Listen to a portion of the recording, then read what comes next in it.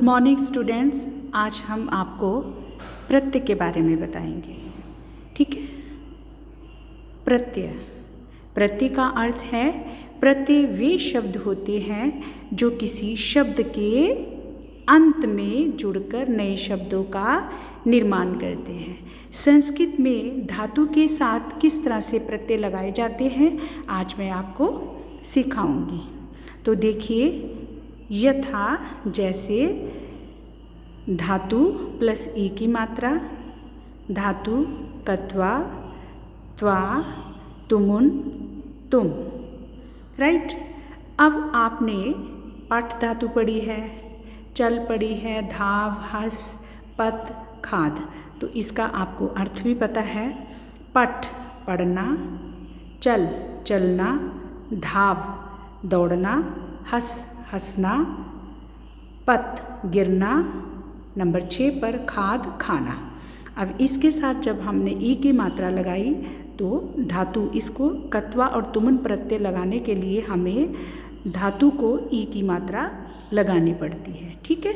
और आपने जब भी हम पठ के साथ, देखो बेटा हलंत लगा है, जब हम इसके साथ ई की मात्रा लगाएंगे तो पठ को ठ के साथ जो हलंत है इसको हटा देंगे। इस बात का ध्यान रखना है।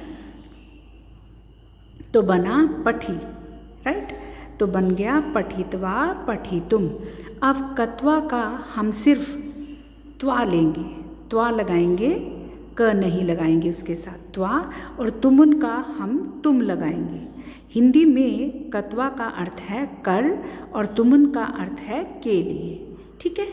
तो पहले था पठ पढ़ना, पढ़कर, पढ़ने के लिए। फिर दूसरा है चल, ई की मात्रा लगाई तो बना चली, हमने उसके साथ कत्वा प्रत्यय लगाया, चलित्वा चलितुम। ठीक है। चलकर, चलने के लिए। फिर धाव, धावी, धावित्वा धावितुम, दौड़कर, दौड़ने के लिए। हस को लगाया, ई की मात्रा, हसी, हसीत्वा हसीतुम, हंसकर, हंसने के लिए। इसी तरह पत मीन गिरना, इसको ई की मात्रा लगाई, पति, पतित्वा पतितुम। तो क्या बना? गिरकर, गिरने के लिए। खाद, खादी, ई की मात्रा के साथ, खादित्वा खादितुम, खाकर और खाने के लिए। याद रखें, प्रत्ययों का प्रयोग धातु शब्दों के अंत में होता है। राइट। नेक्स्ट, इसमें देखो बेटा एक बार फिर, कत्वा इसका अर्थ है हिंदी में कर, तुमुन का अर्थ है हिंदी में के लिए। ठीक है। अब आपको परीक्षा में किस तरह से प्रश्न पूछा जाएगा तो उसके लिए देखो, ये रहा, नीचे दिए गए वाक्यों में प्रत्ययों को संयोज्य जोड़कर व विभज्य अलग कर लिखिए। आपने जोड़ना भी है और उनको अलग भी करना है, जैसे आपने उपसर्ग में किया था ना, वैसे ही। जनाः भ्रमितुम् उद्यानं गच्छन्ति, छात्राः पठ प्लस कत्वा विद्यालयं गच्छन्ति। आपको 2 सेंटेंस दिए हैं, आपने किस तरह से इनको सॉल्व करना है। ठीक है। जो अंडरलाइन किया है इनका आपने आंसर देना है, लेकिन वाक्य के साथ। जनाः भ्रम हलंत लगेगा प्लस तुमुन हलंत लगेगा, इसका ध्यान रखना है आपने। उद्यानम गच्छन्ति। नंबर 2 पर है छात्राः पठ प्लस कत्वा, इसका हमने बना दिया पठित्वा विद्यालयम गच्छन्ति।